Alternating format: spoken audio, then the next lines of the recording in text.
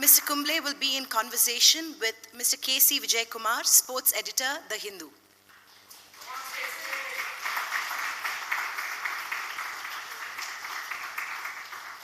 This session is brought to you by NTPC.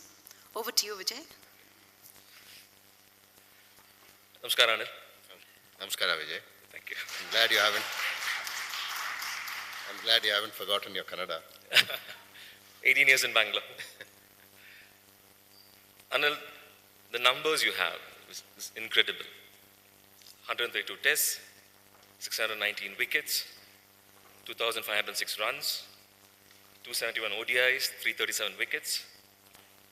You're an absolute legend.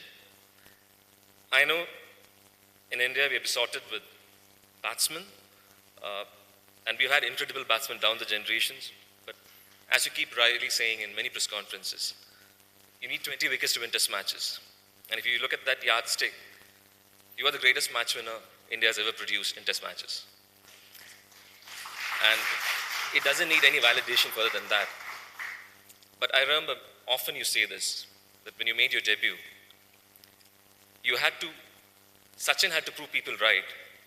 You had to prove people wrong. Could you just speak something about that? I think when I first came into the team, there were lots of doubts. Even I had doubts about how I would go in international cricket. I guess the first time I picked up a fifer against South Africa in Johannesburg, that's when I got the confidence that I can, if I can do it once, then I can repeat it. But when I walked into the team, I think there were a lot of doubts. There were reports suggesting that, at best I could just restrict a batsman. I don't think I'm necessarily a bowler who can win test matches outside of India. I needed doctored pitches. Yeah. I'm not sure why doctored, because I'm an engineer. I preferred to engineer pitches and not really have to bowl on doctored pitches. So these questions were always there. In fact, even post-retirement, the first question, I don't remember who asked me that question, but it was in Delhi after the test match against Australia. The first question was, so Anil, how does it feel to retire taking 600 more, 600 plus wickets without actually spinning the ball? So I guess, you have to answer back straight, looking at them. So I said, look, I'm glad that it's taken the batsman 18 years to figure that out.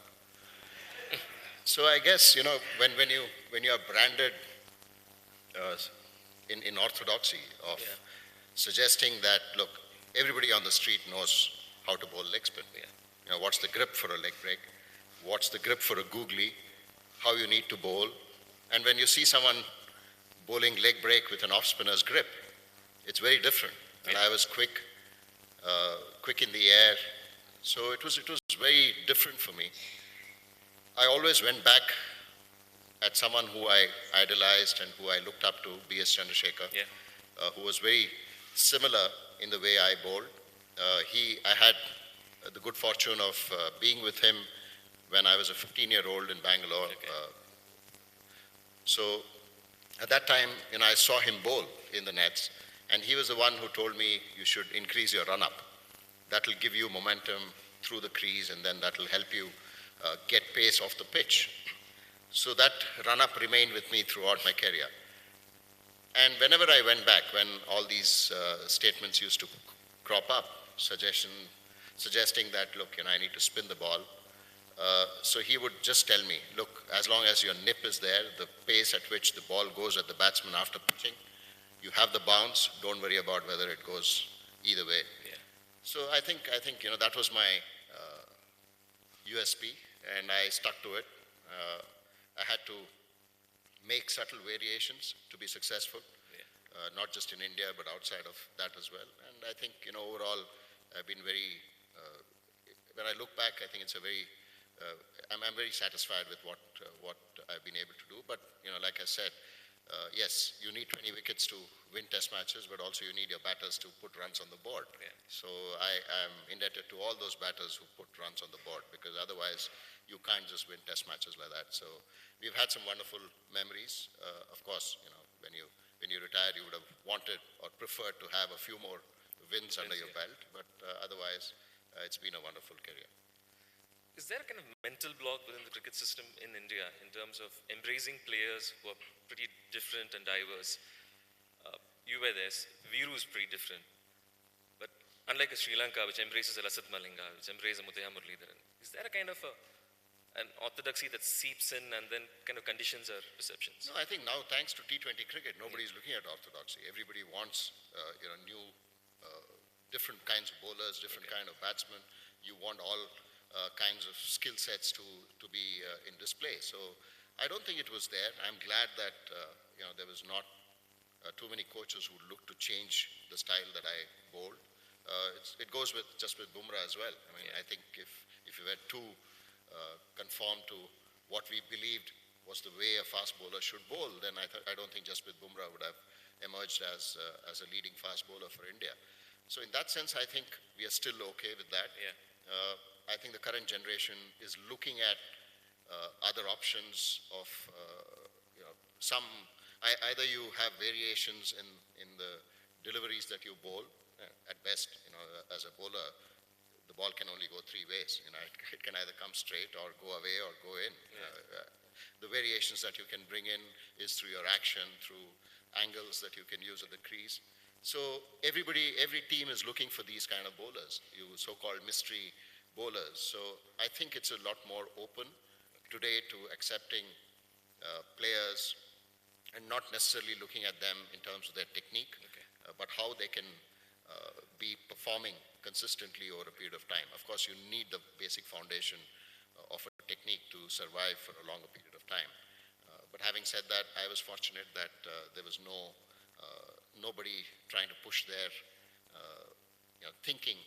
I don't think they would have, even if they attempted, I don't think they would have got through.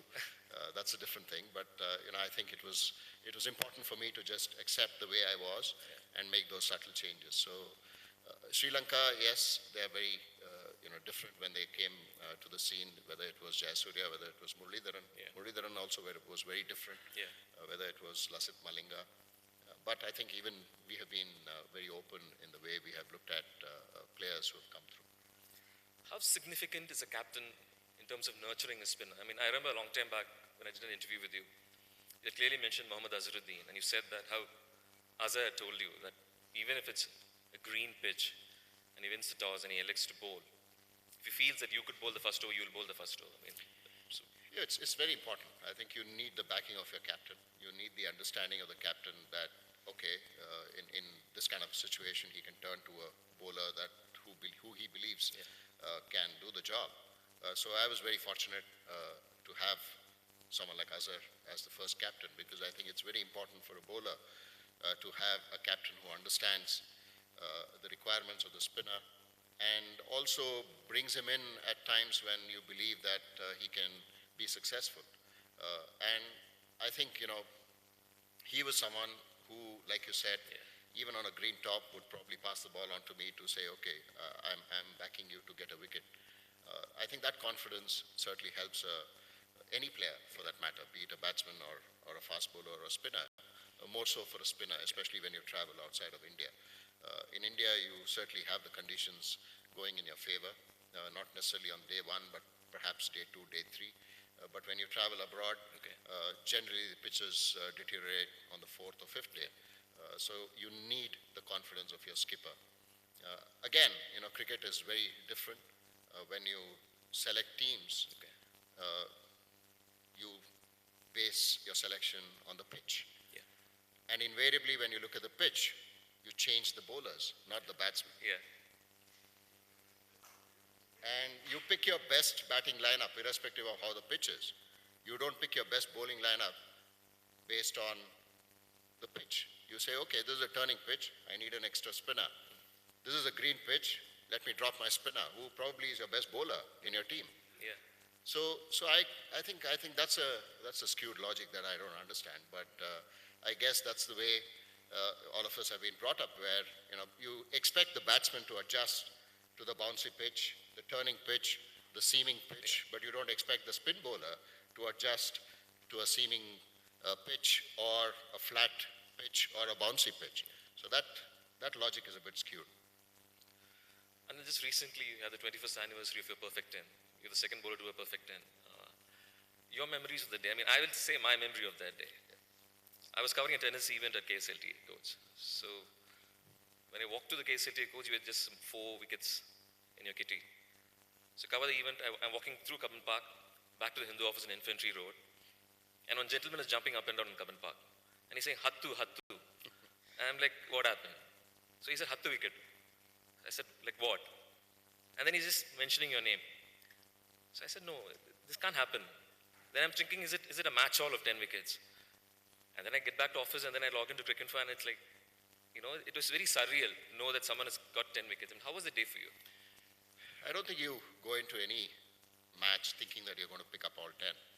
Of course, you tend to do your mental preparation of going into a game, of going through your batsmen. So I used to do that. I used to look at visualization of how I need to bowl the next day. I knew that I would be bowling on day one. So irrespective of the test match, the opposition, the previous day of any test match, the start of any test match, I would visualize thinking that I'll be bowling first. Okay. So if he batted first, then obviously I would take a break from what I would want to do on a pitch. So the previous night you would go through the batsmen of the opposition who you think would play in the playing 11, go through the batting order, set fields, get them out in your mind, and then go to the next batsman. So move on like that. Yeah. Some days you would not go past the openers for some reason. I won't spend more than 5 minutes because the more you're fighting against your mind, saying, okay, I want to get him out. But some days you just don't go past the first 2 batsmen.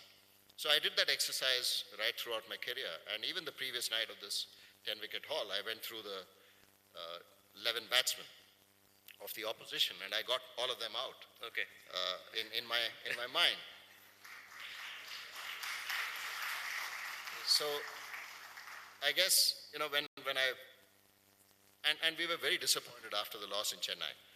We lost by 12 runs to Pakistan. This was 10 years after the last time that any team from Pakistan had played India in a test match.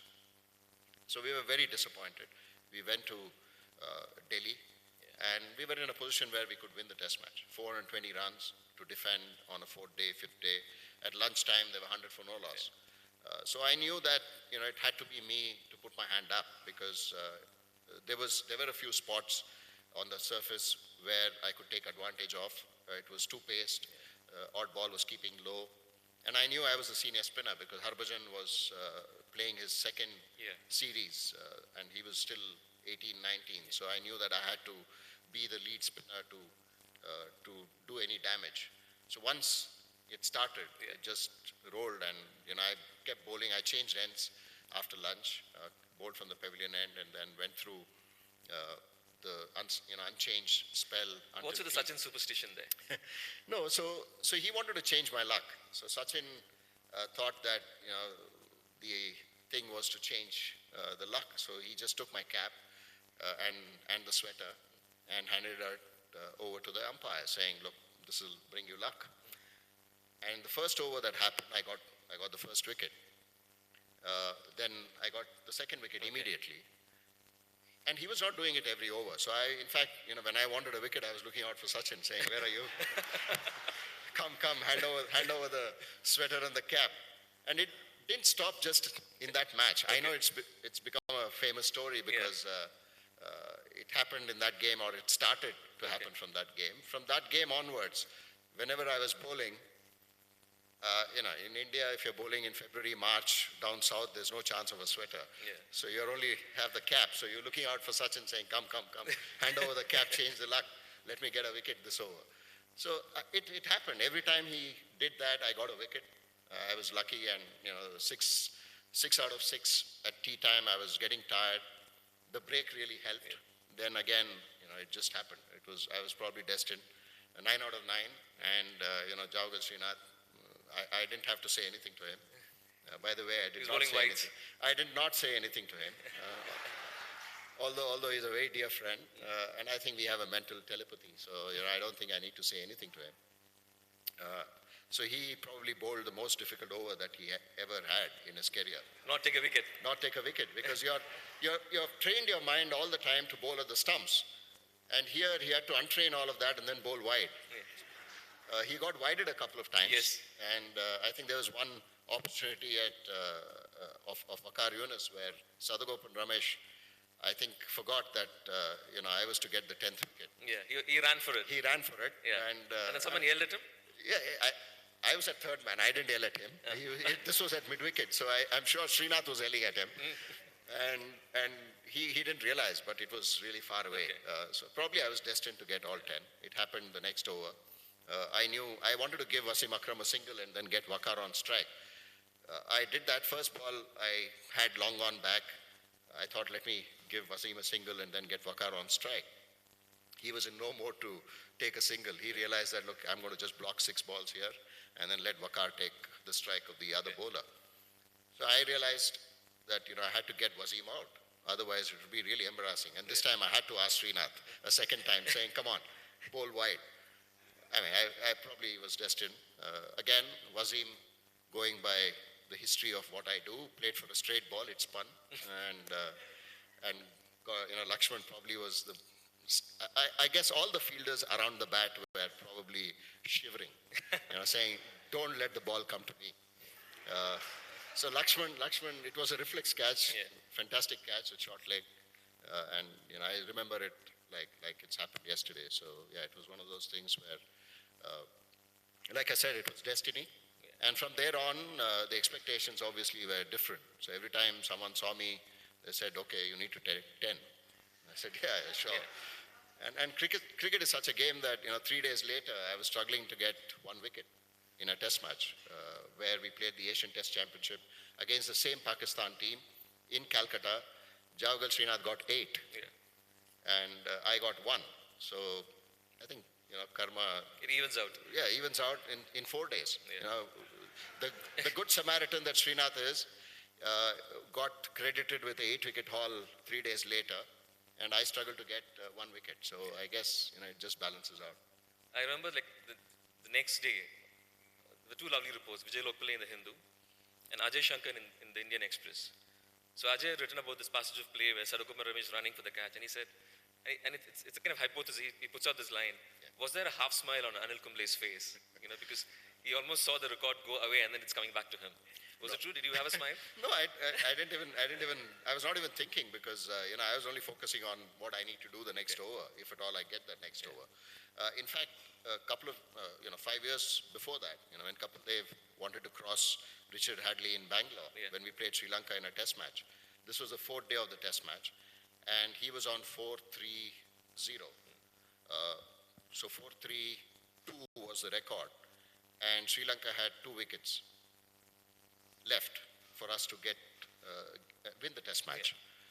So I was bowling at the other end, and Kapil was bowling from the pavilion end, and the instructions were very clear that I had to bowl wide. So I bowled a wide ball. The batsman, I don't remember, I think it was Don Anurasiri or someone. I don't remember who the batsman was. He swung the bat at a wide delivery, inside edge, bowled.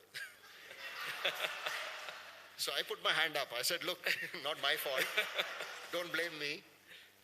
So he equaled the record in Bangalore, and then, of course, he went past that in Ahmedabad in the next test match. So, yeah, I think, I followed instructions. Srinath also followed instructions. But I was probably destined to get that wicket.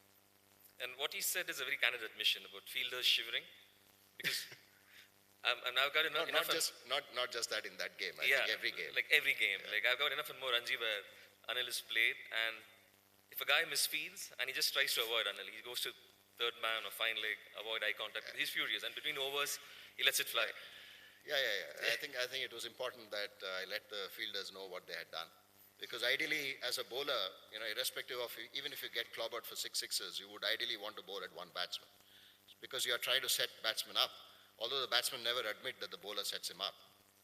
Always batsmen feel that they get out because of a loss of concentration, or, there was something in the pitch, or the umpire was not looking. So I guess, when you're a bowler, you always believe that you're setting a batsman up, and you're more intelligent than the batsman. And you try and set him up. So if you want to set a batsman up, ideally you want him facing those 6 deliveries. You don't want, and I hated when 2 batsmen came in and then just kept taking those singles and then they kept crossing each other. Yeah. And you had to bowl at 2 different batsmen in an over. So that was the main purpose of trying to restrict batsmen from getting a single. You know, I didn't mind batsmen hitting 4s, but I didn't want them to take singles and then get off strike. So I've seen you lose cool with your own fielders. Like you troll your own fielders, right? You sledge your own fielders. But probably the only time I saw you lose cool with an opposition guy was Inzamam ul Haq in, a test match. What really happened? Because he's such a cool guy and you're a cool guy overall. So there was some, yeah, I remember there was something that happened. No, and then when you're walking towards the dressing room, you put an arm around him and then you kind of patched up at lunch break. No, I don't remember because Inzi was someone who walked in. The moment he walked in, he wanted to stamp the authority. He would step out. Generally, when I was bowling, not many batsmen came out of the crease to hit me over the top. But Inzi would want to do that. Probably that was his way of attacking first, and then he plays the game like that, where he would attack the spinner, then push the spinner to play a defensive role, and change the pace at which I bowled. So maybe that was his way. I don't know. I don't remember actually, Vijay. Although it was because one we were incident. discussing this in the press box. Although you're saying that it was just one-off incident, I don't really remember that one-off incident. Okay.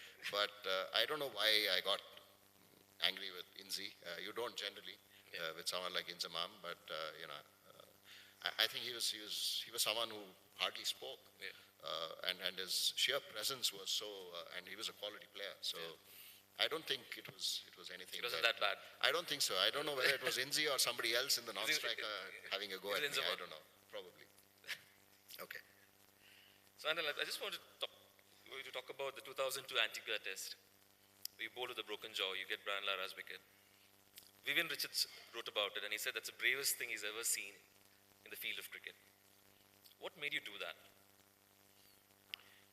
I don't know what made me do that, but I think one thing is for sure that I always believed if my shoulder was fine to bowl, I was fine to bowl. Okay. So my shoulder was fine. There was nothing wrong with my shoulder, and I think even if you look back at the '96 series that we toured West Indies, we lost in Barbados very narrowly. We had never won in West Indies before that.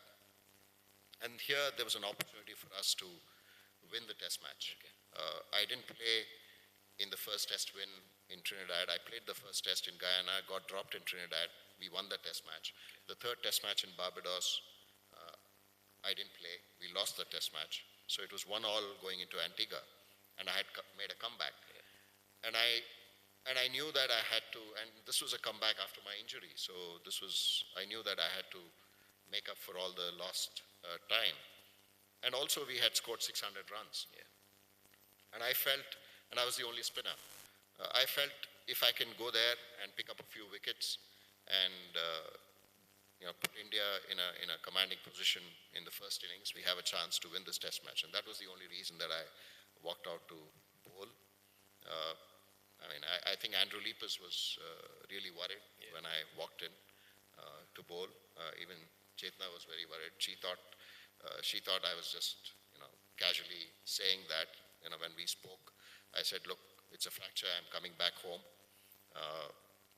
but I'm going to go and bowl. So she thought I was just joking. Okay. And similarly, when I told Andrew Leapers that, I want to go out there and bowl, he thought I was just joking. But I decided to go and bowl. I was fine. I didn't realize the adrenaline was pumping so much. In fact, I got 2 wickets. The second wicket of Carl Hooper as well, of a no ball. I think the most worried when I was bowling was not the batsman, not any of our fielders. I think it was David Shepherd, the umpire, because he looked scared. Whenever I walked back, he would say, "Are you okay?" I said, "Yes, Shep, I'm fine." No, don't say anything. You just. Okay. Yeah, are you okay? I said, yeah. So, I got Brian Lara out. Probably it was a good variation to get Brian Lara out. I don't think he was looking at the ball. He got scared looking at my face. So, yeah, I just thought, that if I can put the team in a good position, then we have a chance to win the series. And that was the only underlying fact that made me go out there and bowl. But did it sink in then what you did? Because you landed here, so few of us assembled at the old HL airport. And you're very nonchalant about it. It's like, yeah, I did my job, so what's the big deal? Did it sink in? No, not really. Even now, I think when I look back, I would have done it. Okay. If it had happened and if I could go and bowl there, I think it's fine. Yes, there was a risk of again getting hit, a cotton ball chance, maybe a dive going wrong. Okay. Yeah, there's always a risk when you're playing sport. Irrespective of whether you have a fractured jaw or a dislocated shoulder, there's always a risk in sport. You can get hit.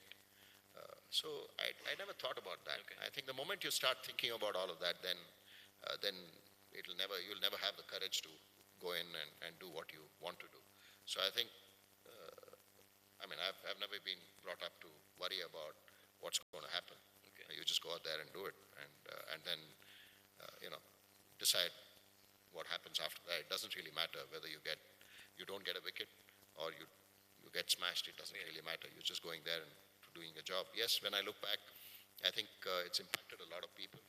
A lot of people remember that incident, and I never expected that something like that would be the reaction from people who have watched cricket all across the world. So yeah, I'm really, I never realized when I went into bowl that it would create that kind of an impact. Okay. What about your Test 100 at the Oval? The memories of that.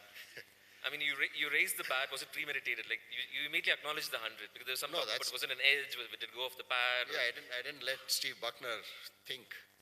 If I had not lifted the bat, he would have probably given it byes.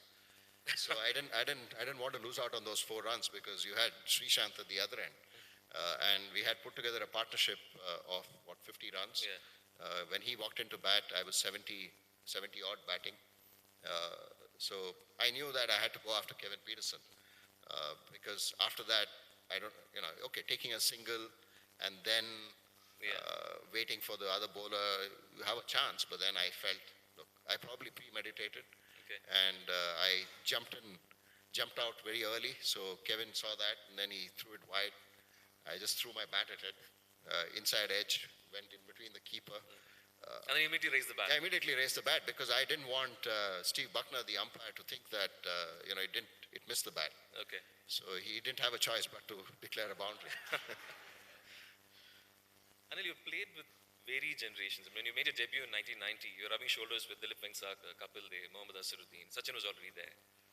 And then there was a subsequent generation of the Dravids, Ganguly, Lakshman, Sehwag, Zahir, and then to Dhoni. How do you look at the evolution? And then you also coached the Indian team with Kohli as the captain. How do you look at the evolution of the Indian team? I've been fortunate to have probably been a part of a team which has had success across disciplines. Okay. And I was fortunate enough to be a part of a dressing room with some great players. Yeah.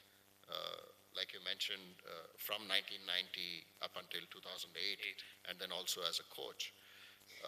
So in terms of what has changed, I think the fitness has definitely changed the way it's looked at in the Indian team.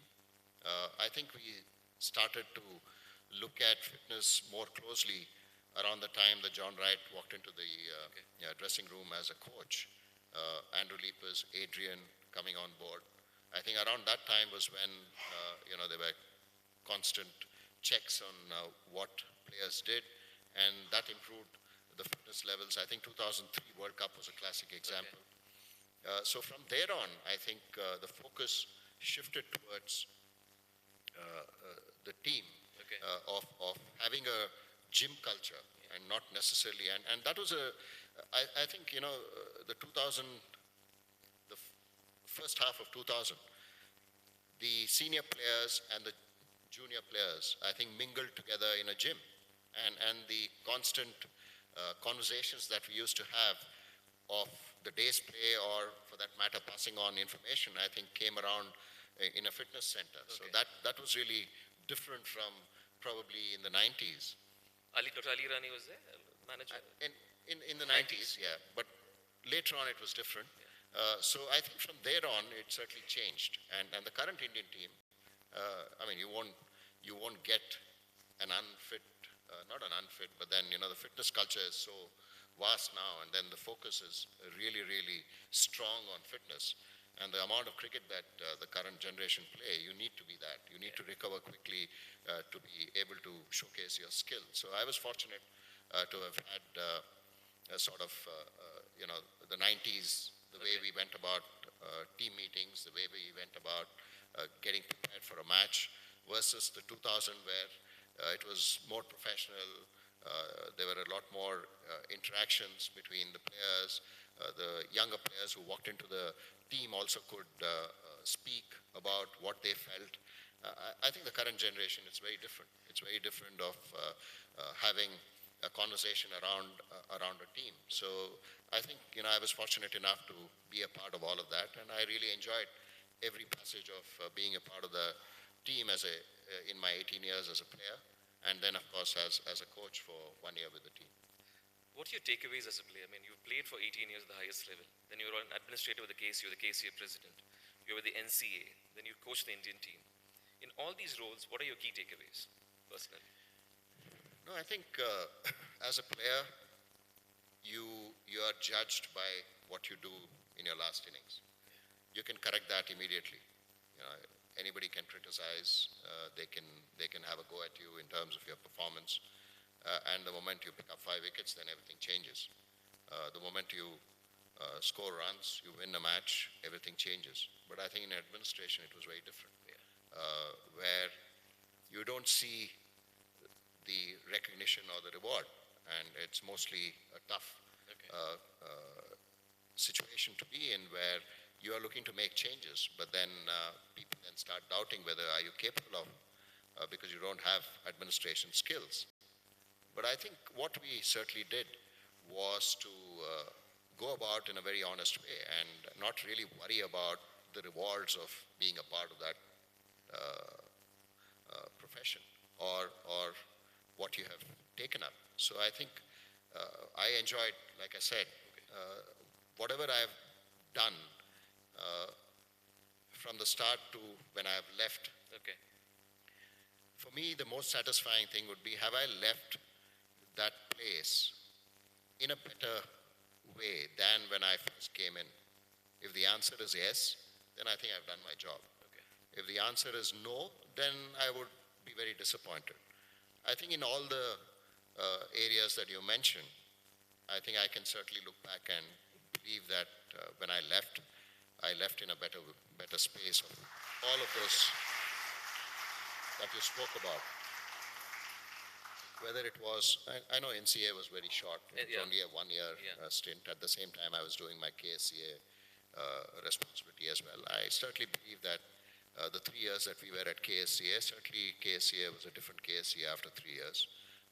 And even with the Indian team, I certainly believe that the 1 year that I spent there, I certainly had wonderful time with all the players, and I think it's shown over the last 4 years. The consistent performances that this team has had has been brilliant, and the kind of players that have come in, whoever has come in has actually gone in and performed.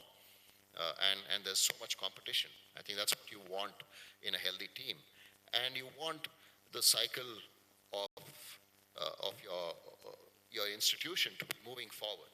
And every decade, you want the cycle to be better than what it was in the previous decade, and that's what you want. And if the current generation have done a better job of what you did in the previous decade, I think that's what you expect. It's expected. I don't think it's anything that you as a former player, I want them to perform well, and I want them to be better than what we were when we played. And the next generation, I want them to be better than the current generation. I think that's exactly what you want in sport. And you want that to be consistently viewed as, their performance. And I don't think, I'm someone who doesn't like comparisons of generations because every generation has had its own challenges and has its own struggles. So having said that, I think, like you said, all those four responsibilities, I think I've really done a decent job to be really satisfied with. Could you say something about the Monkey Gate episode? Was it the most testing phase of your captaincy? And I mean, as a player, you can control a lot of things on the field, but as a captain, to get the team to rally around, and the team actually was thinking in terms of flying back to India, how did you do that? Could you just say that the way you managed it? Let us talk about even, a chartered flight coming in and then picking up the team back. Yeah, it was really tough because I think as a captain, I know there is no school for captains in sport. Yeah. You just learn as you go along. Okay. But you learn the nuances of the game and then how you want to put your strategy around a win for your team. And it's mostly decisions that you take on the field. Who you need to bowl, what field sets, what kind of field placement, what kind of playing 11 that you need to put together to beat the opposition. But this was something different where you had to handle something off the field. So I was, I don't think I had any formal sort of way that I wanted to look at this. I think when you are pushed to the corner and when you have to make a decision outside of your sport, if you keep the institution and the sport in the larger interest and forget about the individuals, forget about what has happened as issues, then I think you tend to take the right decision. I was fortunate enough when one of our former captains sent me a message saying that, son, take a decision as how history will look at you rather than what you need to do now. Yeah.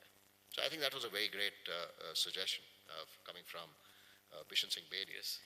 And I felt, when I look back, I think, whatever we did at that point in time, because we had gone to Australia to win the series. Yes. Again, we were disappointed that in 2004, we came close to winning the series. But we were the only subcontinent team which drew the series against a formidable Australian team in 2004. So I believe that we had a great chance to win the series in Australia when we went in 2007-8. We lost in Melbourne. Sydney, we should have won. Yeah. At least we should have drawn the game, but last 5 minutes we lost the game. So we were very disappointed, and this came up. Yeah. So I realized the only way that we can go back is if we can level the series at least, win the next one in Perth, and then hopefully win in Adelaide, and then 2-2 would be a fair result of the ability and the skill that we had in that squad. So that was the only reason that we wanted to push all the players to enable them to make sure that we play the test match rather than go back. Yeah. So it was all about convincing the players, and I was fortunate we had some wonderful senior players, former captains. You used Sachin. Sachin, then you had Saurav, you had Rahul, Lakshman, so very senior players, and it was very important to get their views and make sure that the person who was affected the most was Harbhajan. Yeah. So we had to take him into confidence that, look, even with us being a part of this tour, continuing the tour, we are not going to let the issue die down or dilute the issue. I think that's important. Yeah. The confidence that you give to your player who's most affected, for him to know that, look, the issue is not going to get diluted, but having said that, we will take a stance of going on and playing, certainly helped. So I think that was a major thing in that. When I look back, I think it was something that certainly changed the way we played the next test, where I've always realized that in real adversity where fingers are pointed at a player, at a team, then good teams actually come together and fight and then succeed on the field. And that was evident in Perth when we played. And I know you're part of the cricket committee in the ICC, you're heading it. And maybe you cannot place all your cards on the table, but there's so much talk about the 4-day test. Could you give us a sense of what you think about it?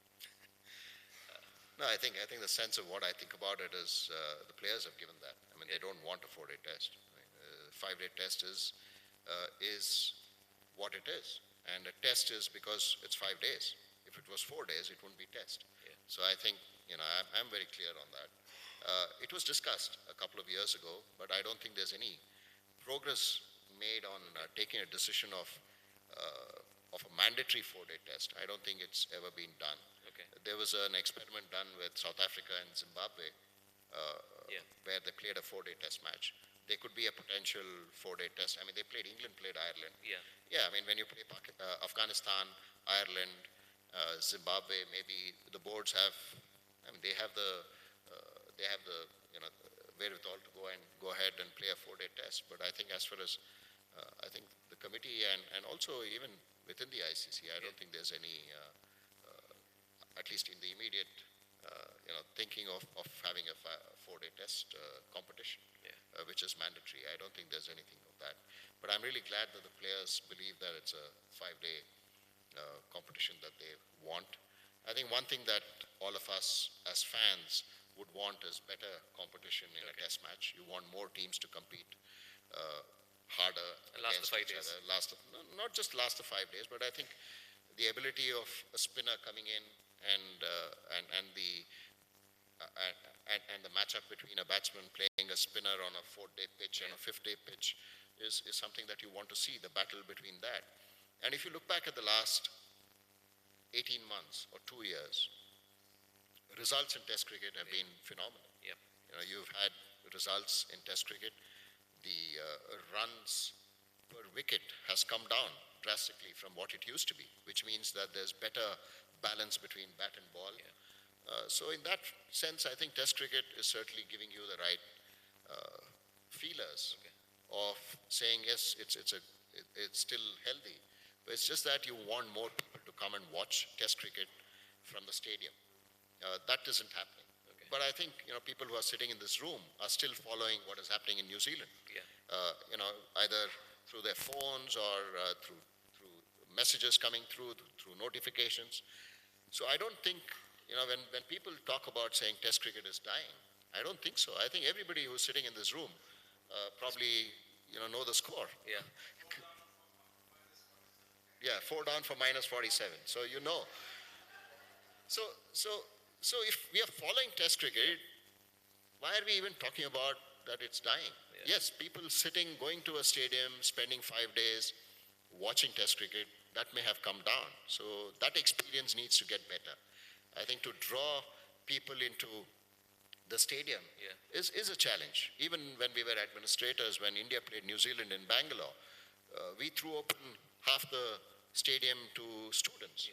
We brought them from their schools. We organized buses. We gave them meals during the entire day. And there were 12,000 people watching Test match cricket. I think that's really good. Today's youngsters, we all got inspired of becoming a cricketer, wanting to pursue this as a career, because we went into a stadium, watched Ranji Trophy, Karnataka versus Tamil Nadu. It was a packed house in Chinnaswamy Stadium. I still remember I had to really push and nudge through where cops were asking us to stop and show our tickets. And then, I was only, I think, 8 or 10 at that time. And then, my cousin said, look, he's 10-year-old, please let him in. And we watched a match between Karnataka and Tamil Nadu in Chinnaswamy Stadium, and the stadium was packed for a Ranji Trophy game. So I think there's still interest. It's just a matter of harnessing that interest and making accessible to people who want to just come in. And I think that's something that we need to look at. Anil, what about the company you floated, 10-Week Sports? I mean, a lot of athletes speak about giving back to the game, giving back to sport, and you have a structured company doing a lot of work with schools, with academies, doing data analytics. So could you say something about 10-Week? I think, when I wanted to look beyond cricket, because I think as far as cricket is concerned, everything is structured. There's a lot of focus, and there's a lot of, if you look at the kind of talent that is coming through in cricket and the organized method of bringing a player into the national scene is all structured. Whereas in other sports, we only talk about other sports just about the time the Olympics are due. I mean, they're due in about 3-4 months now. Yeah. And why are we not winning medals? That's when you start talking. But I think the groundwork needs to happen at the grassroots.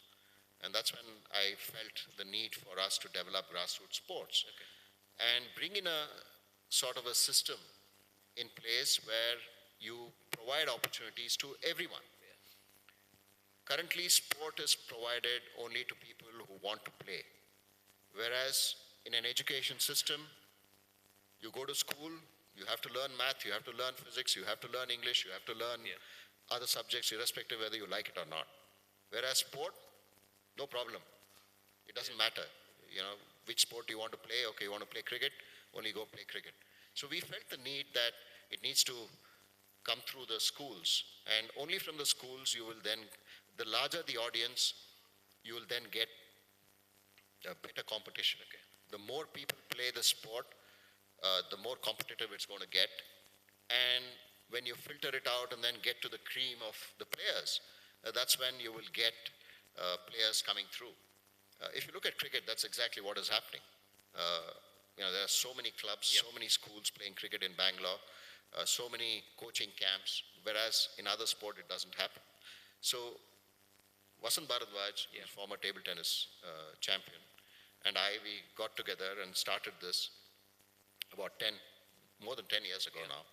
And we felt the need for us to go to the grassroots and make it a compulsory sort of a program where the kids have the option to play 3 different sports in school. So the school obviously had to be convinced. So it took us a while for us to convince schools. So every child from the age of 7 up until they finish their school participate in 3 different sports through a year. And we give them a certificate at the end of the year saying who's good, who can be actually pursued. So that report goes to the parent. And then the parent looks at their child and then starts looking at a sport that they believe that the child can progress in. Otherwise, it's invariably the parent deciding what the child should do. No, I think he's good in cricket, he's good in basketball, he's good in swimming. It's not the other way around. So we have given the kids a choice. And we also feel that through sport, the attention, the feedback that we have received from teachers is that the attention of these kids is much better in the classroom when they finish a sporting program and then sit in classroom rather than the other way around. So initially when we first went in, when we first got through these programs in schools, the school had told us, you conduct this program at the end of the classes. Now, every school tells us you start the program with your sporting stuff, and then we will get into class. So I think that's been the dramatic change. And if you look at, there are no teachers in sport. You want coaches. You want coaches to be giving back to the game. If you look at, we've had 900 or more Arjuna awardees in this country. How many Arjuna awardees are actually a part of the sporting ecosystem currently? They may be sitting in a public sector company, sitting and working in a desk job. But is that what you want? If you want to create a sporting environment, I think those people need to be given the option of coming back into sport and then spending time. Because if they're all winners, they know exactly how to create a champion. I think they need to be given an opportunity to come back. And similarly, if you look at the support system for sports, it's dwindled. I mean, I think 5 years, 6 years ago, there were 4,000 jobs on offer in public sector companies and banks for sportsmen. Sports quota was 4,000. Now it's 2,500. It's come down, and it's only going down. So that's the biggest challenge that we have in India. But come Olympics, all of us want India to be in the top 3. It's not going to happen. I mean, the last Commonwealth Games was 10 years ago when we hosted in India. From there to now, I think at the grassroots, not much has happened. So unless and until we start focusing our energies on the grassroots, you're not going to get competition to be really that high, and internationally we are able to get medals. So it's not going to happen. And even the funding. I know there are a lot of corporates are supporting sport, but even in the CSR, 2% goes to sport, just 2%. Okay. So it's not enough. I think what we are doing is not enough. So I felt if we can get some structure to sport, to coaching methods, then potentially there could be something in the future. So our focus is mainly on the grassroots sports. Anil, you live the fuller life. I mean, you're not just a player. You track wildlife. You do photography. Could you speak about those twin passions? I always carried a camera along with me. You have a lovely book, The Wide Angle. Yeah. No, I felt I'm not someone who reads a lot. Yeah. So I felt for me to showcase what happens on tours, Yeah. the best way was to put together a book with all the photographs that I had collected. And generally family holidays revolve around wildlife. And now it's, with my wife also, fortunately, she loves wildlife, and the kids have grown up going into jungles, so sometimes they don't have a choice. But now they're all old now, so I am the minority. Do they resist? No, they don't. I mean, my son, in fact, loves it. Okay. So the only connect that he doesn't play cricket. He played cricket for a while, but he is not really too much into cricket. So the connect that I have is wildlife. And we go out on wildlife tours. He loves photography as well. So that's the best connect between a dad and son. So I love that. Okay. And I enjoyed my 3 years of being a part of the wildlife board here for Karnataka. It was very satisfying to give back to something that I love. And I'm very passionate about wildlife conservation. And I believe that, the best way to capture wildlife is through a camera. And not really, the poaching that people do. I don't advocate to that at all. And I think with the challenges that we have of growth, and I think the limited spaces that we have in our country, we need to protect them. And it's only 3% that is available for us to protect. So if we don't protect that 3%, then it's going to be a huge challenge for the future. Because ideally, I would want to pass on this to the other generations. I think it's all our responsibility, and I'm really glad that that's something that I love. And it helped me unwind as well on tours. In between matches when we had these day offs, so I would be the one who would be who would look out for a nearby game park, or if you are in South Africa, a safari. So yes, that was something that we would do. Yeah. Sure. Right. Yeah. So thanks, Anil. So we'll just throw the floor open for the audience. Sure. A few questions, please. Yeah, I know. Yeah. Is that gentleman there? Very good afternoon. It was a proud moment when last month Honorable Prime Minister took your